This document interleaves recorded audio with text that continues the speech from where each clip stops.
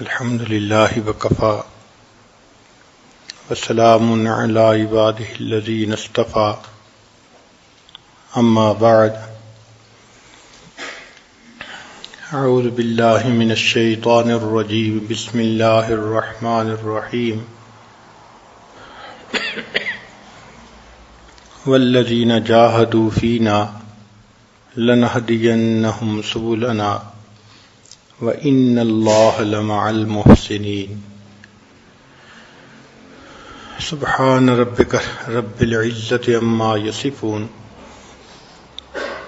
وسلام على المرسلين والحمد لله رب العالمين اللهم صل على سيدنا محمد وعلى آل سيدنا محمد وبارك وسلم اللهم صل على سيدنا محمد وعلى آل سيدنا محمد وبارك وسلم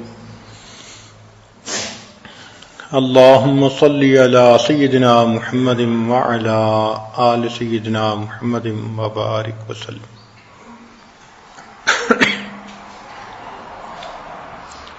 نبی علیہ الصلوۃ والسلام سے دو نعمتیں اس امت کے اندر منتقل ہوئیں.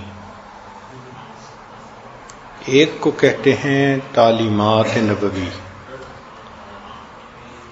وہ باتیں جو نبی علیہ الصلوۃ والسلام نے خود فرمائیں یا عمل کر کے دکھایا یا کسی کے عمل پر سکوت فرمایا، ان کو کہتے ہیں تعلیمات نبوی. اور ایک تھیں کیفیات نبوی. تعلیمات نبوی کلام کے ذریعے منتقل ہوئیں، سماع کے ذریعے. صحابہ نے باتیں سنی، پھر انہوں نے آگے تابعین کو سنائی، انہوں نے تبع تابعین کو، اور امت میں یہ اس طرح آگے چلتی گئی. جو کیفیات نبوی تھیں وہ دل سے دل میں منتقل ہوئی. صحابہ رضی اللہ تعالیٰ عنہم نبی علیہ السلام کی صحبت میں حاضری دیتے تھے تو ان کے دل نبی علیہ الصلوۃ والسلام کی ان باطنی کیفیات کو اخذ کرتے تھے. ہو بہو جیسے مقناطیس کی صحبت میں رہ کے لوہا مقناطیس بن جاتا ہے، صحابہ رضی اللہ عنہم کو بھی وہ مقناطیسیت ملتی تھی. اس لیے وہ بھی اپنی کیفیت پہ ہر وقت نظر رکھتے تھے. ذرا اس میں فرق آتا تھا فوراً کہہ اٹھتے تھے نافقہن للا نافقہن للا. ایسا کیوں تھا؟ وہ اس لیے کہ نبی علیہ الصلوۃ والسلام کی مبارک صحبت میں جو ان کو کیفیات میں ایک جذبہ محسوس ہوتا تھا، تو گھر میں بھی بچوں میں آ کے بالکل وہی کیفیت تو نہیں ہوتی تھی. تو وہ سمجھتے تھے کہ شاید یہ نفاق ہے، تو کہتے تھے کہ نافقہن للا. پھر نبی علیہ السلام نے بات سمجھائی کہ یہ کیفیت اگر ہر وقت ہو پھر تو فرشتے تم سے راستوں میں مصافحہ کریں. علماء نے اس کا بہت خوبصورت جواب لکھا ہے. وہ فرماتے ہیں کہ جب 14ویں کا چاند ہوتا ہے تو سمندر کے اندر تلاطم ہوتا ہے. پانی کی لہریں 20-20 فٹ اوپر اٹھتی ہیں، اور جب پہلی کا چاند ہوتا ہے تو سمندر بالکل خاموش ہوتا ہے. اس کی وجہ کیا؟ کہ جب 14ویں کا چاند ہوتا ہے تو اس وقت چاند پانی کو اپنی طرف کھینچتا ہے، اس کی گریویٹیشنل فورس ہے، اس وجہ سے تلاطم. ورنہ پانی تو وہی ہے جو ہے. جب چاند نہیں ہوتا تو وہ خاموش نظر آتا ہے، جب چاند سامنے ہوتا ہے تو مد و جزر ہوتی ہے. ہو بہو صحابہ رضی اللہ عنہم کی یہ حالت تھی کہ ان کے دل میں ایمان تو وہی تھا، لیکن جب کبھی وہ 14ویں کے چاند کے پاس عرب کے چاند کی خدمت میں حاضری دیتے تھے تو مد و جزر ہوتی تھی. پھر ایمان کی ایک عجیب لذت ہوتی تھی، ایک کیفیت ہوتی تھی ان کے اوپر. جب گھروں میں جاتے تھے تو وہ نہیں ہوتی تھی. پانی کی مقدار جیسے سمندر میں وہی ہوتی ہے، تو ان کا ایمان بھی وہی تھا، مگر صحبت کی برکت تھی. اور صحابہ اس کو محسوس کرتے تھے، صحبت کو. اس لیے ابو ہریرہ رضی اللہ عنہ فرمایا کرتے تھے کہ میں نے نبی علیہ الصلوۃ والسلام سے علم کے 2 برتن حاصل کیے. میں نے نبی علیہ الصلوۃ والسلام سے علم کے 2 برتن حاصل کیے. ایک علم میں تم لوگوں میں پھیلاتا ہوں، اور اگر دوسرا علم پھیلاؤں تو گلے پر چھری پھر جائے. وہ علم معرفت تھا جو انہوں نے حاصل کیا تھا، اور اس کو وہ ہر ایک کے سامنے نقل نہیں کرتے تھے. چنانچہ سیدنا عمر رضی اللہ تعالیٰ عنہ جب فوت ہوئے تو جس دن ان کو دفن کیا گیا تو عبداللہ ابن عمر رضی اللہ عنہ نے یہ بات فرمائی کہ آج 10 میں سے 9 حصے علم دفن ہو گیا. اس بات کو سن کر جو صحابہ تھے بڑے، انہوں نے تعجب سے دیکھا، بندہ تو پکا ہے، بات کیسی کر رہا ہے؟ تو انہوں نے ان کی تعجب والی نگاہیں دیکھ کر فرمایا، تفصیل کر دی کہ اس سے میری مراد حیض و نفاس کا علم نہیں، علم باللہ ہے. علم باللہ دفن ہو گیا. تو یہ 2 علوم اس امت کے اندر منتقل ہوئے اور قیامت تک یہ چلتے رہیں گے. چنانچہ سب سے زیادہ یہ علوم صحابہ میں 2 شخصیتوں نے حاصل کیے. ایک سیدنا علی رضی اللہ تعالیٰ عنہ نے، جن کے بارے میں نبی علیہ السلام نے فرمایا انا مدینۃ العلم وعلی بابها، میں علم کا شہر ہوں، علی اس کا دروازہ ہے. اور دوسرا علم سب سے زیادہ حاصل کیا سیدنا صدیق اکبر رضی اللہ تعالیٰ عنہ نے. چنانچہ صحابہ رضی اللہ عنہم جب کسی موقع پہ فیصلہ نہیں کر پاتے تھے تو صدیق اکبر رضی اللہ عنہ کی طرف رجوع کرتے تھے. سورۃ النصر اتری تو سب صحابہ خوش ہیں، اور صدیق اکبر رضی اللہ عنہ رو رہے ہیں. بھئی رونے کی کیا بات ہے؟ کہنے لگے کہ انبیاء کرام ایک مقصد کے لیے آتے ہیں، جب پورا ہو جاتا ہے تو اللہ ان کو بلا لیتا ہے. مجھے اس صورت سے نبی علیہ السلام کی جدائی کی خوشبو محسوس ہو رہی، مہک آ رہی ہے. وہاں سوچ پہنچتی تھی جہاں باقی صحابہ کی نہیں پہنچتی تھی. اس لیے نبی علیہ السلام نے جب پردہ فرمایا تو عمر رضی اللہ عنہ جیسے صحابی کہنے لگے کہ جو کہے گا نبی علیہ السلام فوت ہو گئے میں گردن اڑا دوں گا. اور صدیق اکبر عنہ اس وقت استقامت کے پہاڑ خطبہ دیا، لوگو وما محمد الا رسول قد خلت من قبلہ الرسل. صحابہ رضی اللہ عنہم کہتے ہیں گو ہم یہ آیتیں پڑھتے تھے لیکن اس وقت یوں لگ رہا تھا کہ شاید ابھی ہمارے اوپر یہ نازل ہو رہی ہے. تو علم تو سیدنا علی رضی اللہ عنہ نے بھی حاصل کیا، اور علم سیدنا صدیق اکبر رضی اللہ عنہ نے بھی حاصل کیا، مگر اس علم میں فرق ہے. وہ کیسے کہ صدیق اکبر رضی اللہ عنہ نے کمالات نبوت والا علم زیادہ حاصل کیا، اور سیدنا علی رضی اللہ عنہ کو کمالات ولایت کا علم زیادہ ملا.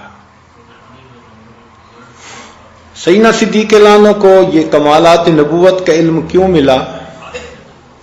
اس لیے کہ وہ عشق و محبت میں سب صحابہ سے نمبر لے گئے تھے، بازی لے گئے تھے.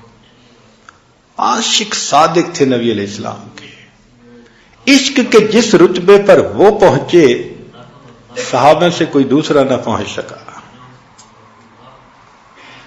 اس لیے مختلف صحابہ اپنی اپنی پسندیدہ چیزیں بتاتے ہیں. صدیق اکبر عنہ کہتے ہیں اللہ کے حبیب صلی اللہ علیہ وسلم مجھے بھی 3 چیزیں بہت پسند ہیں. کیا؟ آپ کے چہرے انور کی طرف دیکھتے رہنا، آپ کے اوپر اپنے مال کو خرچ کرنا، اور اپنی بیٹی آپ کے نکاح میں پیش کرنا. تینوں کا مرکز اور محور نبی علیہ السلام کی ذات بابرکات ہے. تو یہ عشق کا مقام تھا ان کو حاصل، جس میں وہ بازی لے گئے. نبی علیہ السلام نے خود ارشاد فرمایا کہ مجھے ابوبکر صدیق کے مال نے جتنا فائدہ دیا کسی اور کے مال نے اتنا فائدہ نہیں دیا. بلکہ عجیب بات فرمائی کہ میں نے سب کے احسانات کے بدلے دے دیے، ابوبکر تیرے احسان کا بدلہ اللہ دے گا.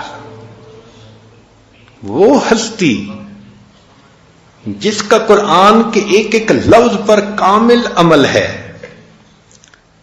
جو جانتے ہیں کہ حل جزاء الاحسان الا الاحسان، انہوں نے احسان کا بدلہ چکانے میں کتنی کوشش کی ہوگی، مگر احسان کرنے والے تیری قسمت پہ قربان جائیں. کہ اللہ کے حبیب صلی اللہ علیہ وسلم کو فرمانا پڑا ابوبکر تیرے احسان کا بدلہ اللہ دے گا. اس لیے محبوب صلی اللہ علیہ وسلم کا حکم پورا کا پورا مال لا کے قدموں میں ڈال دیا. عمر لانو کہتے ہیں کہ جب نبی علیہ الصلوۃ والسلام نے جہاد میں اپنا مال خرچ کرنے کا حکم دیا تو میں بہت خوش تھا کہ آج تو میں صدیق اکبر سے نمبر لے جاؤں گا، کیونکہ میرے پاس مال زیادہ تھا. مگر تو بات ہی کچھ اور بنی. علامہ اقبال نے اس کو بڑے خوبصورت انداز سے یوں نقل کیا، ایک دن رسول پاک نے اصحاب سے کہا دے مال راہ حق میں جو ہوں تم میں مالدار. ارشاد سن کے فرت طرب سے عمر اٹھے، فرت خوشی سے. اس روز ان کے پاس تھے درہم کئی ہزار. دل میں یہ کہہ رہے تھے کہ صدیق سے ضرور بڑھ کر رکھے گا آج قدم میرا راہوار. لائے غرض کے مال رسول امی کے پاس، ایثار کی ہے دشت نگر ابتدائے کار. پوچھا حضور سرور عالم نے اے عمر، اے وہ کہ جوش حق سے تیرے دل کو ہے قرار. رکھا ہے کچھ عیال کی خاطر بھی تو نے کیا، مسلم ہے اپنے خیش و اقارب کا حق گزار. کی عرض نصف مال ہے فرزند و زن کا حق، باقی جو ہے وہ ملت بیضا پہ ہے نثار. اتنے میں وہ رفیق نبوت بھی آ گیا. سبحان اللہ. اتنے میں وہ رفیق نبوت بھی آ گیا جس سے بنائے عشق و محبت ہے استوار. لے آیا اپنے ساتھ وہ مرد وفا سرشت، ہر چیز جس سے چشمے جہاں میں ہو اعتبار. بولے حضور چاہیے فکر عیال بھی، کہنے لگا وہ عشق و محبت کا رازدار. اے تجھ سے دیدہ و مہو انجم فروغیر، اے تیری ذات باعث تکوین روزگار. پروانے کو چراغ ہے بلبل کو پھول بس، صدیق کے لیے ہے خدا کا رسول بس. تو سیدنا صدیق اکبر عنہ کو عشق و محبت میں وہ مقام ملا کہ سب سے بازی لے گئے. اسی لیے علامہ اقبال میں ایک جگہ عجیب الفاظ کہے ہیں، اے کلیم اول سینائے ماں. یعنی جس طرح موسیٰ علیہ السلام طور سینا پر جس درخت پر تجلی اتر رہی تھی اللہ رب العزت کی، وہاں ہم کلام ہو رہے تھے، تو وہ کہتا ہے کہ میرے طور سینا تو نبی علیہ الصلوۃ والسلام ہے، ان پر بھی تو اللہ کی تجلی اتر رہی ہے. اور اے ابو بکر تو اس کا اول کلیم ہے. اے کلیم اول سینائے ماہ. جی اس وجہ سے سیدنا صدیق اکبر رضی اللہ عنہ کو کمالات نبوت کے علوم زیادہ منتقل ہوئے. صدیق اکبر عنہ کو ایک مرتبہ حاصل ہوا جس کو کہتے ہیں معیت کبریٰ. معیت کبریٰ کا یہ مرتبہ اللہ رب العزت نے دیا. نبی علیہ السلام نے بتلایا ان اللہ معنا، اللہ ہمارے ساتھ ہے. تو یہ معیت حاصل ہو گئی. اس معیت کی وجہ سے ان کو کمالات نبوت سب سے زیادہ منتقل ہوئے. اب یہاں پر ایک نقطہ ہے. طلباء نے حضرت مولانا یعقوب نانوتوی رحمۃ اللہ علیہ سے پوچھا کہ صدیق اکبر عنہ کا درجہ تو بہت اونچا ہے، لیکن نبی علیہ الصلوۃ والسلام نے یہ فرمایا لو کان بعدی نبیا لکان عمر، اگر میرے بعد کوئی نبی آنا ہوتا تو وہ عمر ہوتے. تو ابو بکر کا نام کیوں نہیں لیا؟ طالب علم کے ذہن میں اشکال وارد ہوتا ہے. تو حضرت مولانا یعقوب نانوتوی رحمۃ اللہ علیہ نے بات سمجھائی کہ دیکھو صدیق اکبر عنہ کو نبی علیہ السلام کے ساتھ معیت کا مقام حاصل تھا. وہ جڑے ہوئے تھے، ساتھ اکٹھے ایک تھے. اور نبی علیہ السلام فرماتے ہیں لو کان بعدی، تو پھر بعد میں کس کا رتبہ تھا؟ لکان عمر، وہ تو عمر ہی تھے. تو ابو بکر تو بعد کے درجے میں نہیں تھے، وہ تو ساتھ تھے، ہر چیز میں ساتھ. چنانچہ آج کی اس مجلس میں ہم چند نکات دیکھتے ہیں کہ نبی علیہ الصلوۃ والسلام کی مبارک زندگی میں اور صدیق اکبر عنہ کی مبارک زندگی میں کتنی معیت تھی، شخصیت میں، حالات میں، اہل و عیال میں اور ہر کام میں. چنانچہ اخلاق ایسے تھے کہ جب نبی علیہ الصلوۃ والسلام غار حرا سے واپس آئے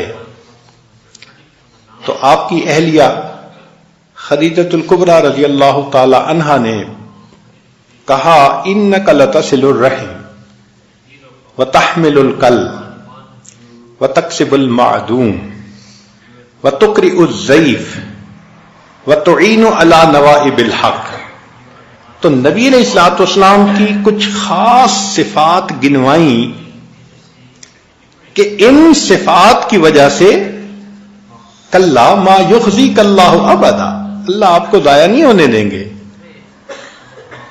اب یہ بات نبی علیہ الصلوۃ والسلام کی اہلیہ صاحبہ فرما رہی ہیں، تو انہوں نے نبی علیہ السلام کی شخصیت میں یہ چیزیں خاص دیکھیں. ادھر ابوبکر صدیق عنہ کا معاملہ دیکھو کہ جب کفار نے مسلمانوں کا جینا دوبھر کر دیا تو ابتدا میں انہوں نے نبی علیہ السلام سے اجازت مانگی تو ان کو حبشہ اجازت مل گئی ہجرت کی. تو صدیق اکبر عنہ نیت کر کے چل پڑے. جب مکہ مکرمہ سے باہر گئے تو مکہ کا ایک قریشی سردار ابن الدغنہ اس کا نام تھا، وہ ملا اور اس نے کہا کہ ابو بکر کہاں جا رہے ہو؟ بتایا کہ میں ہجرت کر کے جا رہا ہوں. اس نے کہا کہ تم جیسے اچھے لوگ اگر مکہ مکرمہ میں نہیں رہیں گے تو کون رہے گا؟ انک لتصل الرحم. جو الفاظ خدیجۃ الکبریٰ نے نبی علیہ السلام کے لیے استعمال فرمائے تھے، ہو بہو وہی الفاظ ایک کافر سردار نے ابو بکر صدیق کے لیے استعمال کیے. اخلاق میں کیا مماثلت تھی، مشابہت تھی. پھر دیکھیے اللہ رب العزت قرآن مجید میں اپنے محبوب صلی اللہ علیہ وسلم کو فرماتے ہیں بالمؤمنین رؤوف الرحیم. تو رؤوف اور رحیم یہ دو نام دیے، صفاتی نام، پیارے نام. اور صدیق اکبر کا معاملہ دیکھیے کہ نبی علیہ الصلوۃ والسلام نے فرمایا ارحم امتی بے امتی ابو بکر، اور ایک حدیث میں ہے کہ نبی علیہ السلام نے فرمایا ارأف امتی بے امتی ابو بکر. یعنی اللہ نے اپنے حبیب کو رؤوف اور رحیم کہا، اور نبی علیہ السلام نے ابو بکر صدیق کو پوری امت میں سب سے زیادہ رؤوف اور رحیم کہا. اس حد تو مشابہت تھی. نبی علیہ السلام نے فرمایا انا اغیر ولد آدم واللہ اغیر منی، میں انسانوں میں سب سے زیادہ غیور ہوں اور اللہ مجھ سے بھی زیادہ غیور ہے. اور صدیق اکبر کے بارے میں ابن سعد نے لکھا کہ کان اغیر هذه الامت بعد نبیھا ابو بکر، اس امت میں نبی علیہ السلام کے بعد سب سے زیادہ ایمانی غیرت ابو بکر صدیق میں تھی. اللہ تعالیٰ قرآن مجید میں فرماتے ہیں اے میرے حبیب صلی اللہ علیہ وسلم وما علمناہ الشعر وما ينبغی لہ، ہم نے آپ کو شعر کا علم نہیں دیا اور آپ کو یہ سجدہ بھی نہیں ہے، شایان شان بھی نہیں ہے. اور یہی حال صدیق اکبر کا.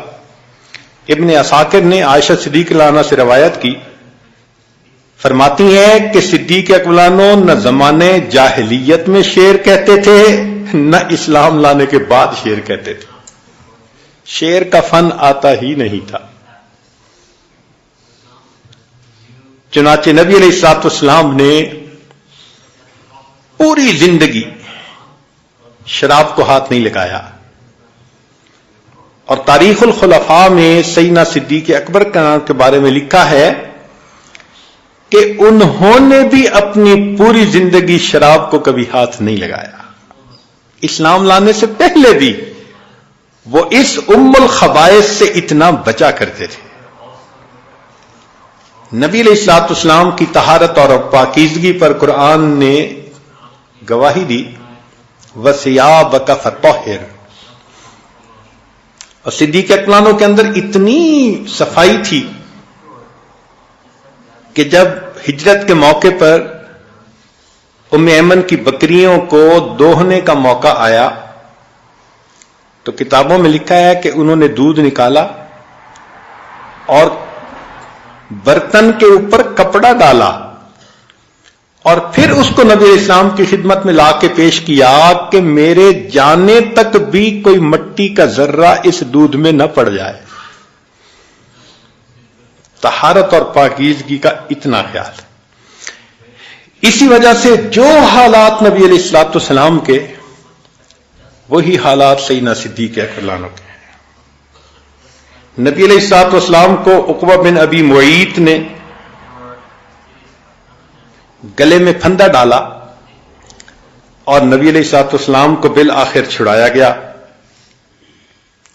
صدیق اکبر کے ساتھ تو یہی ہوا کہ کافروں نے مل کر ان کے اوپر حملہ کیا، اپنے نرغے میں لے لیا اور بالآخر اس نرغے سے صدیق اکبر کو بچایا گیا. نبی علیہ الصلوۃ والسلام کی دعا سے عمر بن الخطاب رضی اللہ عنہ جیسے بڑے صحابی، جلیل القدر صحابی وہ مسلمان ہوئے، اور صدیق اکبر کی ترغیب سے حمزہ رضی اللہ تعالیٰ عنہ جیسے اللہ کے شیر وہ مسلمان ہوئے. جب ابو طالب نے کہا کہ بھتیجے میرے اوپر وہ بوجھ نہ ڈالو جو میں نہ اٹھا سکوں، تو نبی علیہ الصلوۃ والسلام نے وہ جواب دیا کہ جیسے استقامت کا کوئی پہاڑ ہوتا ہے کہ چچا اگر یہ میرے ایک ہاتھ پر سورج اور دوسرے پر چاند بھی رکھ دے تو جو پیغام لے کے آیا ہوں اس کو پہنچانے سے میں پیچھے نہیں ہٹوں گا. اور یہی معاملہ صدیق اکبر کے ساتھ پیش آیا کہ جب ابتدائے خلافت میں کچھ لوگ زکات کے منکر ہو گئے اور مشکل وقت آ گیا، تو اس وقت عمر لانو جیسے صحابی نے ان کو کہا کہ ان کے ساتھ اتنی سختی نہ کرے، تو صدیق اکبر کا جواب تھا جبار فی الجاہلیہ اخوار فی الاسلام، کہ عمر تم جاہلیت میں اتنے بہادر تھے، اسلام لانے کے بعد تم اتنے کو کمزور ہو گئے۔ اور پھر فرمایا کہ میں اس لشکر کو جسے نبی علیہ الصلوۃ والسلام نے بھیجا لازمن بھیجوں گا، اور مجھے اس کی پرواہ نہیں کہ جنگل کے درندے آ کر مسلمان عورتوں کی لاشوں کو مدینہ کی گلیوں میں گھسیٹے۔ صحابہ کہتے ہیں فقام مقام الانبیاء، کہ صدیق اکبر نے ایسی استقامت دکھائی جیسے کوئی نبی مقام نبوت کے اوپر ہوتا ہے۔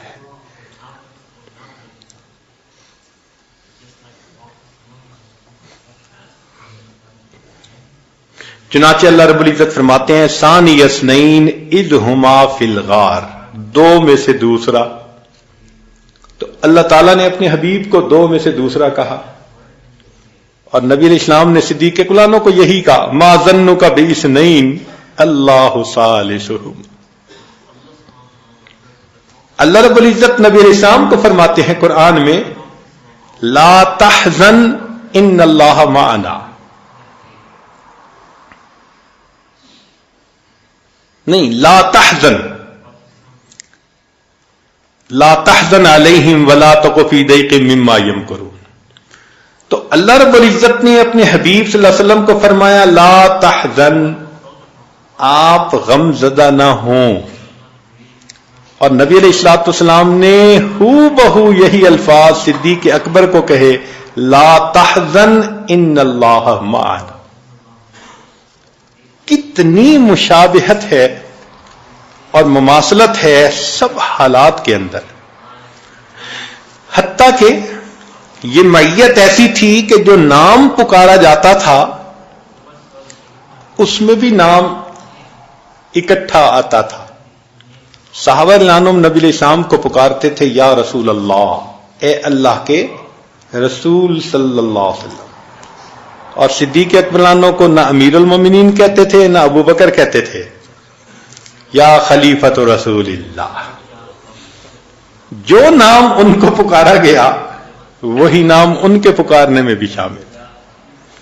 چنانچہ جب ہجرت کے لیے نکلے تو قریش مکہ نے نبی علیہ الصلوۃ والسلام کے ڈھونڈنے پر 100 اونٹ کا انعام متعین کیا، اور پھر صدیق اکبر کو ڈھونڈنے کے لیے بھی 100 اونٹوں کا انعام متعین کیا گیا۔ سوچ بھی بالکل ایک جیسی تھی، جو نبی علیہ الصلوۃ والسلام کی سوچ ہوتی تھی وہی صدیق اکبر کی سوچ ہوتی تھی۔ اس حد تک سوچ ایک تھی کہ نبی علیہ الصلوۃ والسلام نے جب بدر کے قیدیوں کا مشورہ پوچھا تو عمر لانو نے کوئی مشورہ دیا، کسی اور نے کوئی دیا، صدیق اکبر نے مشورہ دیا کہ ان سے فدیہ لے کر ان کو آزاد کر دیا جائے۔ محبوب صلی اللہ علیہ وسلم نے ان کے مشورے کے اوپر اپنا حکم عطا فرما دیا۔ بالکل ایک جیسی سوچ تھی۔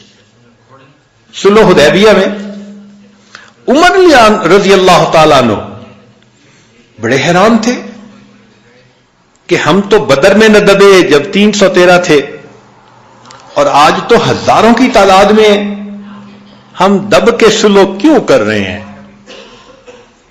کافر مسلمان ہوگا تو واپس کیا جائے گا، مسلمان اگر کافروں کے پاس چلا جائے تو واپس نہیں کریں گے، کوئی بات ہے بھلا؟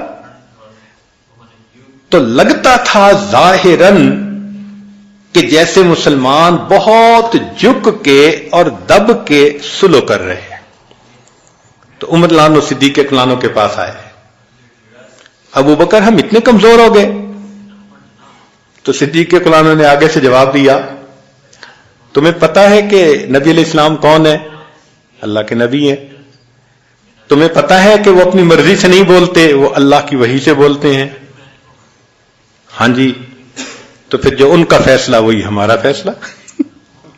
یعنی جو نبی علیہ الصلوۃ والسلام کی اس موقع پہ سوچ تھی ہو بہو وہی سوچ صدیق اکبر رضی اللہ تعالی عنہ کی تھی. چنانچہ ہر کام میں وہ نبی علیہ الصلوۃ والسلام کی پیروی کرتے تھے، اتباع کرتے تھے. باغ فدق ایک باغ تھا جس کی آمدنی نبی علیہ الصلوۃ والسلام بنی ہاشم کے نوجوان بچے بچیوں پر استعمال فرماتے تھے.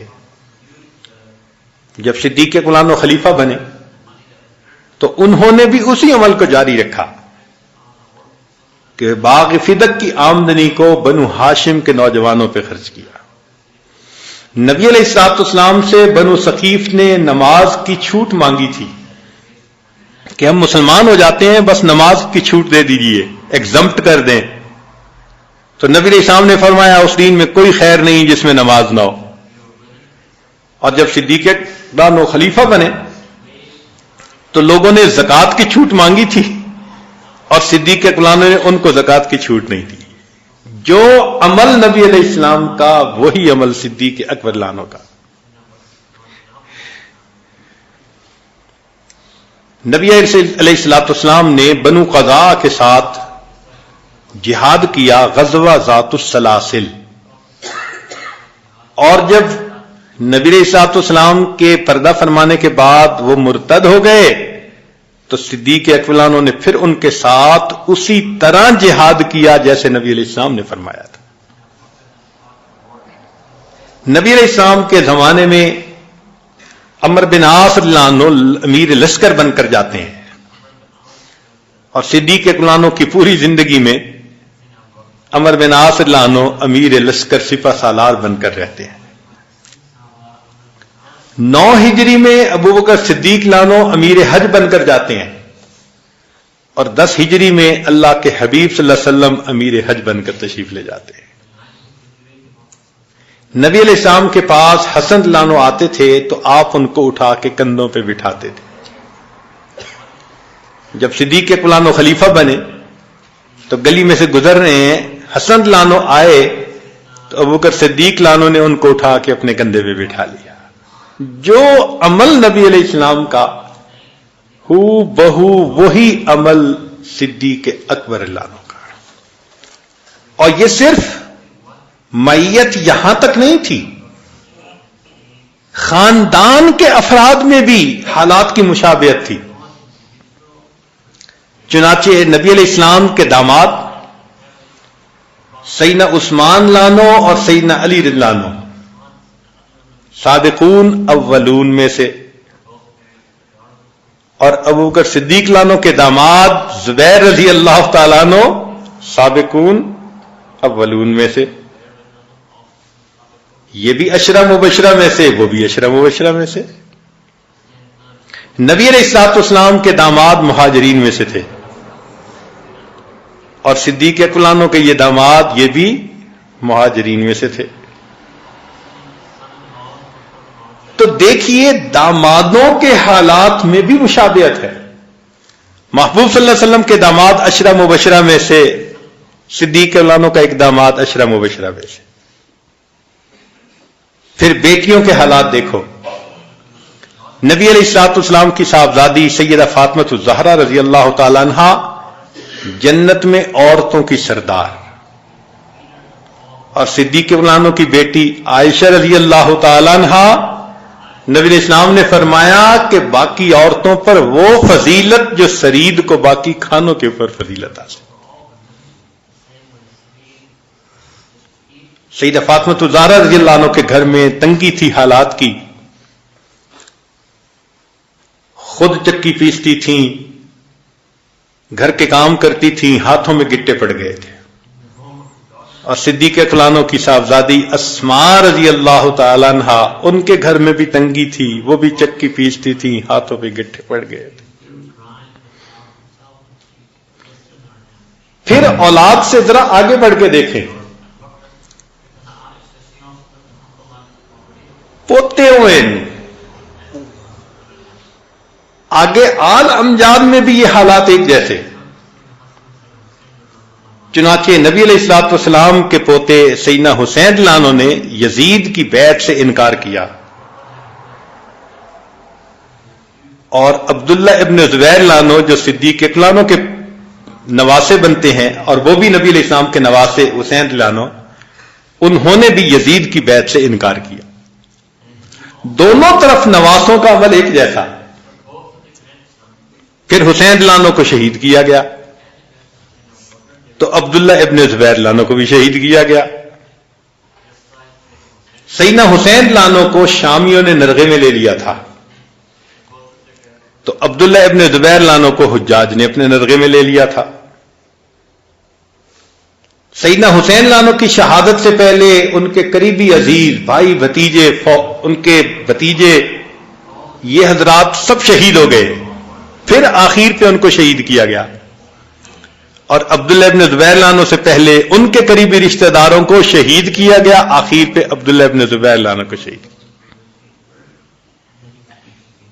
تو نواسوں کے حالات کے اندر بھی آپس میں مشابہت نظر آتی ہے، اور پھر اللہ کا معاملہ بھی ایک ہی جیسا۔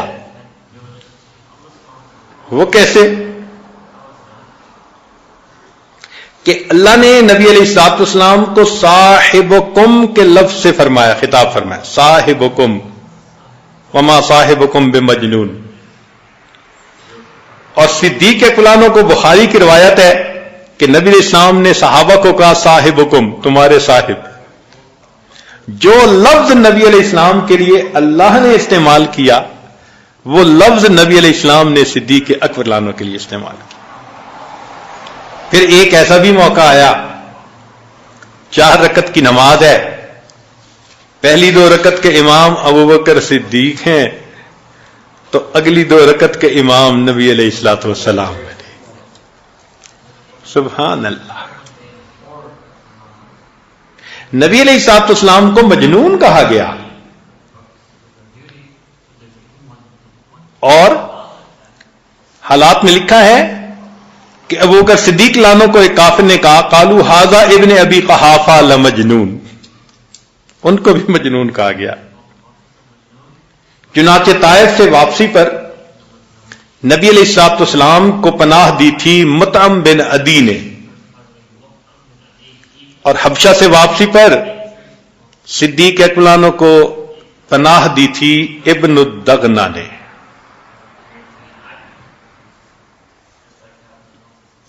نبی علیہ السلام نے فرمایا انا اتقى ولد آدم واکرمهم علی اللہ ولا فخر، میں انسانوں میں سب سے زیادہ متقی ہوں اور مکرم ہوں، مگر مجھے اس پر کوئی فخر نہیں ہے۔ اور صدیق اکبر کو اللہ یہ لقب دے رہے ہیں وَسَيُجَنَّبُهَا الْأَتْقَى، اور مفسرین سب متفق ہیں کہ یہ اتقا کا لفظ صدیق اکبر لانو کے لیے استعمال ہوا۔ اور ان اکرمکم عند اللہ اتقاکم، جو اتقا ہے وہی اکرم بھی ہے۔ اللہ کے پیارے حبیب صلی اللہ علیہ وسلم کو اللہ تعالیٰ فرماتے ہیں وَلَسَوْفَ يُعْطِيكَ رَبُّكَ فَتَرْضَىٰ، تیرا رب تجھے اتنا دے گا کہ تو راضی ہو جائے گا۔ اور صدیق اکبر کے لیے اللہ فرماتے ہیں وَلَسَوْفَ يَرْضَىٰ، جو ادھر بشارت وہی ادھر بشارت۔ جنہوں نے نبی علیہ الصلوۃ والسلام کی اتباع کی ان کو بشارت ملی فَاتَّبِعُونِي يُحْبِبْكُمُ اللَّهُ، میری اتباع کرو اللہ تم سے محبت کرے گا۔ اور جنہوں نے ابوبکر صدیق لانو کے ہاتھ پر بیعت کی اور مل کر جہاد کیا ان کے بارے میں فرمایا فَسَوْفَ يَأْتِي اللَّهُ بِقَوْمٍ يُحِبُّهُمْ وَيُحِبُّونَهُ۔ نبی علیہ السلام کو فرمایا وَلَا تَحْزَنْ عَلَيْهِمْ، اور صدیق اکبر کو کہا لا تحزن ان اللہ معنا۔ تو حالات کو دیکھیں تو اتنی مشابہت ہے کہ انسان حیران ہو جاتا ہے، یہاں تک کہ دنیا سے جانے کا جو کیفیت اور وقت ہوتا ہے اس میں بھی بندے کا اختیار نہیں ہوتا، اس میں بھی مشابہت۔ چنانچہ نبی علیہ السلام کی وفات 63 سال کی عمر میں، اور صدیق اکبر عنہ کی وفات وہ بھی 63 سال کی عمر میں۔ نبی علیہ الصلوۃ والسلام کی وفات زہر کے اثر سے ہوئی، اور صدیق اکبر عنہ کی وفات بھی زہر کے اثر سے ہوئی۔ پھر نبی علیہ الصلوۃ والسلام جس حجرے میں مدفون ہوئے، صدیق اکبر عنہ بھی اسی حجرے میں مدفون ہوئے۔ کیا مشابہت ہے اللہ کی طرف سے۔ امام ربانی حضرت مجدد الثانی رحمۃ اللہ علیہ فرماتے ہیں کہ اللہ رب العزت نے نبی علیہ الصلوۃ والسلام کے جسم اطہر کو جس مٹی سے بنایا تھا، بنانے کے بعد وہ مٹی بچ گئی تھی، تو اس مٹی سے اللہ نے صدیق اکبر عنہ کے جسم کو بنایا۔ فرماتے ہیں کہ مٹی پھر بچ گئی تھی تو اللہ نے اس مٹی کو امت لانوں کے خمیر میں شامل فرمایا، اسی لیے تینوں مٹیاں ایک جگہ اکٹھی ہو گئی۔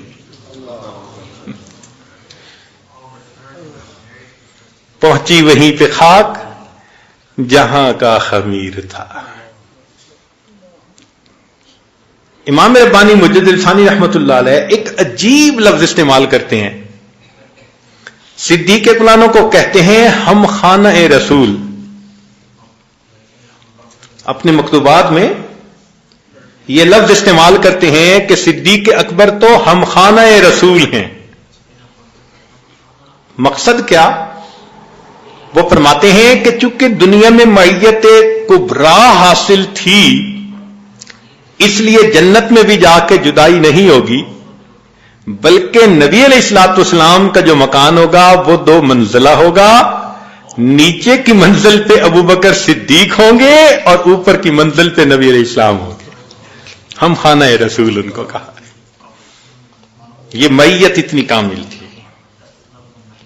چنانچہ اس کامل معیت کی وجہ سے نبی علیہ الصلوۃ والسلام سے کمال درجے کے جو علوم تھے، کمالات نبوت والے، وہ سیدنا صدیق اکبر عنہ نے حاصل کیے۔ اس لیے امت میں یہ دونوں علوم منتقل ہوئے۔ علوم ولایت سیدنا علی عنہ کے واسطے سے 3 سلاسل میں آگے تقسیم ہوئے، اور یہ علوم نبوت یہ سیدنا صدیق اکبر عنہ کے واسطے سے آگے نقشبندیہ سلسلہ میں منتقل ہوئے۔ اب اس کا یہ مطلب نہیں کہ علی عنہ کو علوم نبوت نہیں تھے، نہیں، ان کو بھی حاصل تھے، اور صدیق کو علوم ولایت بھی حاصل تھے، مگر ان کے علوم میں علوم ولایت غالب تھے اور ان کے علوم میں علوم نبوت غالب تھے۔ اسی لیے آپ سلاسل کو دیکھیں تو پھر ان کی ترتیب بھی ویسے ہی نظر آتی ہے۔ اب یہاں پر ایک نقطہ سمجھ لیجئے، بات ذرا اور کلیئر ہو جائے گی کہ باقی سلاسل میں نبی علیہ الصلوۃ والسلام سے یہ علوم منتقل ہوئے علی رضی اللہ عنہ کو، یہ نسبت منتقل ہوئی، اور علی رضی اللہ عنہ سے یہ نسبت منتقل ہوئی حسن بصری رحمت اللہ علیہ کو، اور پھر ان سے امت میں تینوں سلسلے قادریہ، چشتیہ، سہروردیہ سیدنا حسن رضی اللہ عنہ کے اوپر، حسن بصری رحمت اللہ علیہ کے اوپر جا کر اکٹھے ہو جاتے ہیں۔ اور نقشبندیہ سلسلہ یہ سیدنا صدیق اکبر عنہ سے سلمان فارسی رضی اللہ عنہ کو منتقل ہوا، اور سلمان فارسی رضی اللہ عنہ سے آگے قاسم بن محمد بن ابو بکر صدیق رضی اللہ عنہ جو صدیق اکبر عنہ کے پوتے تھے ان کو منتقل ہوا۔ تو ہمارے نقشبندیہ سلسلے میں 2 صحابی اور باقی سلاسل میں 1 صحابی۔ وجہ کیا ہے؟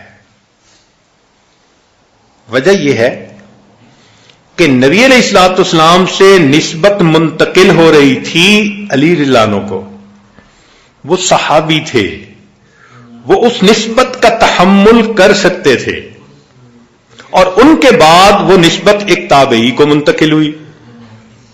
لیکن یہاں جو نبی علیہ السلام کے پاس نسبت تھی ہو بہو وہی نسبت صدیق اکبر عنہ کے پاس تھی، تو تابعی کا تحمل نہیں ہو سکتا تھا کہ وہ اس نسبت کو ڈائریکٹ لے لیتا. اللہ نے اس نسبت کو پہلے صحابی میں منتقل کیا. تو صدیق اکرام سے پہلے سلمان فارسی عنہ، پھر ان سے آگے تابعی کا نمبر آیا. اس کی مثال ایسے ہے کہ اگر 11,000 وولٹ کا ٹرانسفارمر ہو اور ایک 440 کا، تو جو 440 والا ہوتا ہے اس سے تو 220 ڈائریکٹ ہی مل جاتی ہے، لیکن 11,000 والے سے نہیں ملتی، پھر درمیان میں ایک 440 کا لگانا پڑتا ہے.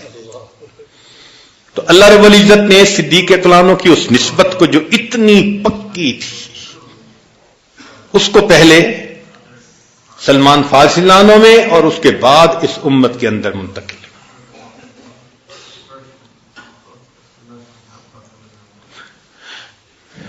چنانچہ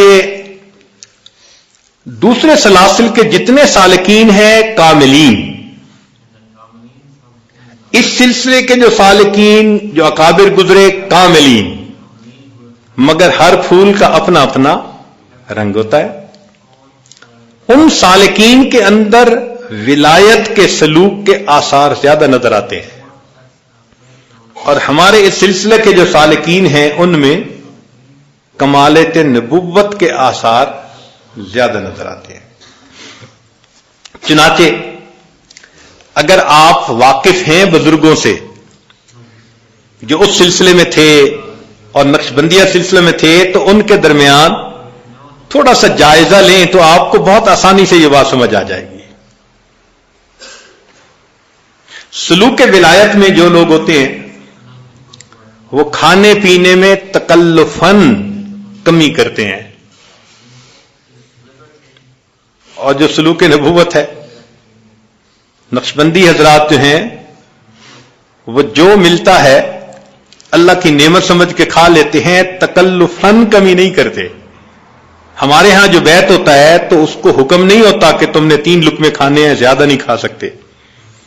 نقشبند رحمت اللہ علیہ سے کسی نے پوچھا تھا کہ حضرت میں کتنا کھاؤں؟ انہوں نے فرمایا تھا بھئی تو اچھا کھا اور کام اچھی طرح کر.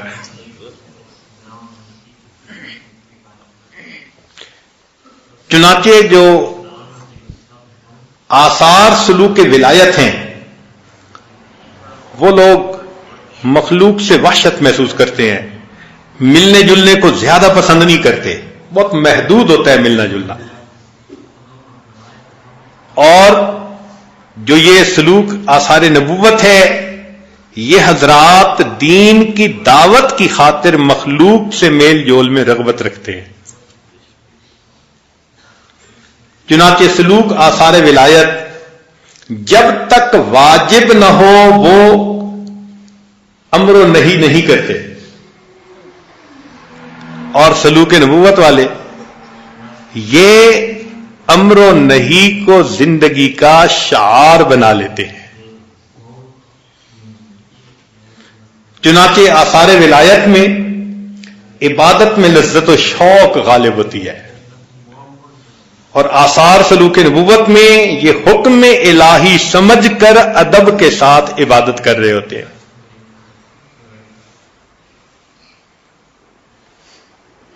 اس لیے سلوک ولایت میں اہتمام سے دعائیں نہیں مانگتے، اور سلوک نبوت میں دعا مانگنے کو فرض سمجھتے ہیں.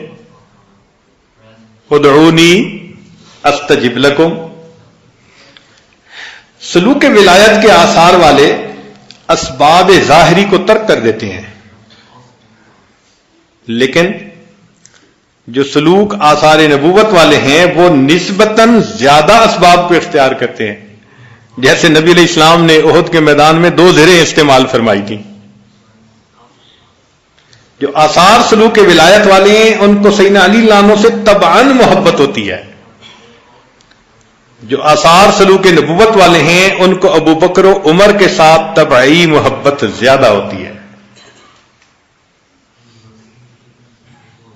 چنانچہ آثار سلوک ولایت میں غلبہ حال کی وجہ سے کبھی کبھی شریعت کے حکم پر عمل میں تسامح ہو جاتا ہے، لیکن جو آثار سلوک نبوت والے ہیں ان کو شریعت پر ہر حال میں استقامت نصیب ہوتی ہے.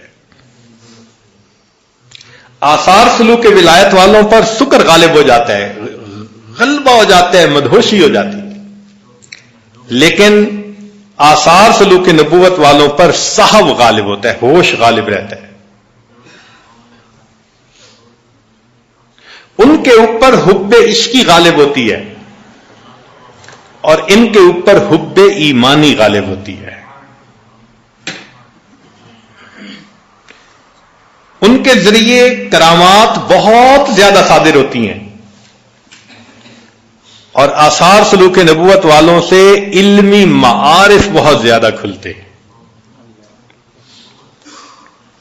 آثار سلوک ولایت والے مرید ہوتے ہیں اور آثار سلوک نبوت والے مراد ہوتے ہیں. چنانچہ تصوف کی ٹرم میں وہ لوگ سالک مجذوب ہوتے ہیں اور یہ لوگ مجذوب سالک ہوتے ہیں. آثار سلوک ولایت والوں پر مسکنت غالب رہتی ہے اور آثار سلوک نبوت والوں پر تمکنت غالب رہتی ہے. تو دونوں کے جو سالکین ہیں ان کی طبیعت پر ان علوم و معارف کے اثرات بھی واضح الگ الگ محسوس ہوتے ہیں. چنانچہ حضرت اقدس تھانوی رحمۃ اللہ علیہ نے یہ بات لکھی ہے کہ چشتیہ سلسلہ کے جو حضرات ہیں ان پر عشق کی نسبت غالب ہوتی ہے اور نقشبندیہ حضرات جو ہیں ان پر اتباع سنت کی نسبت غالب ہوتی ہے.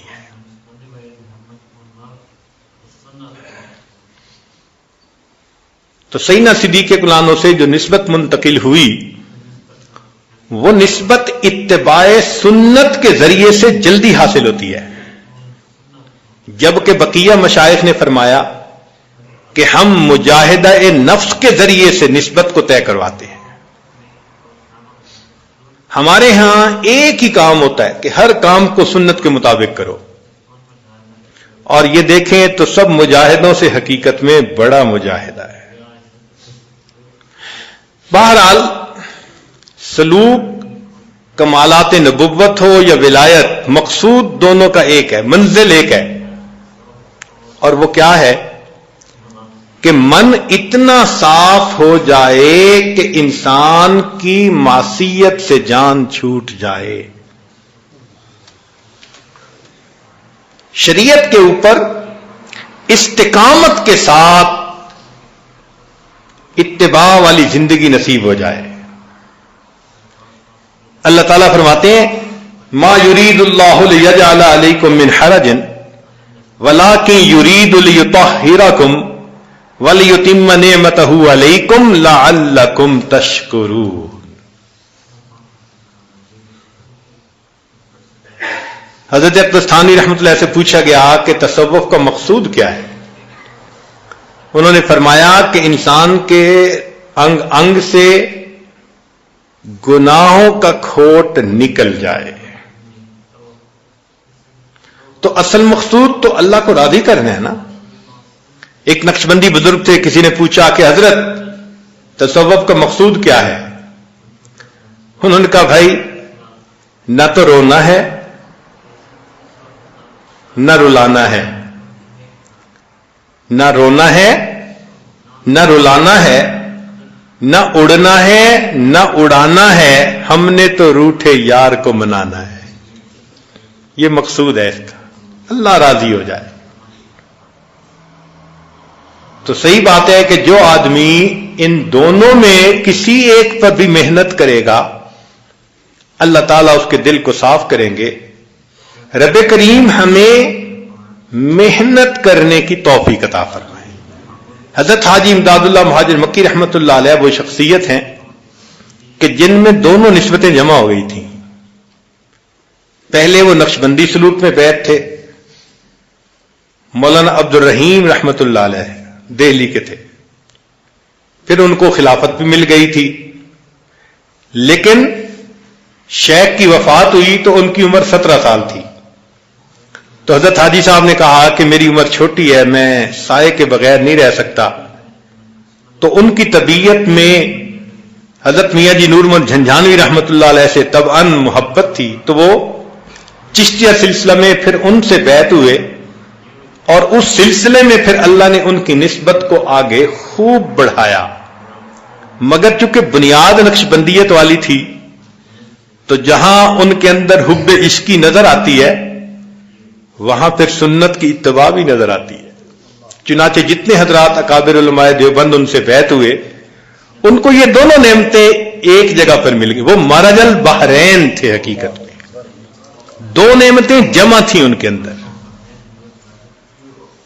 چنانچہ ان کے اندر حب عشقی بھی تھی اور اتباع سنت بھی تھی، اور یہی اکابر علماء دیوبند کی امتیازی شان ہے۔ اللہ تعالی ہمیں بھی یہ دونوں نعمتوں کا مرج البحرین بنا دے، مجمع البحرین بنا دے، دونوں نسبتیں اللہ ہمیں عطا فرما دے۔ وآخر دعوانا ان الحمد للہ رب العالمین۔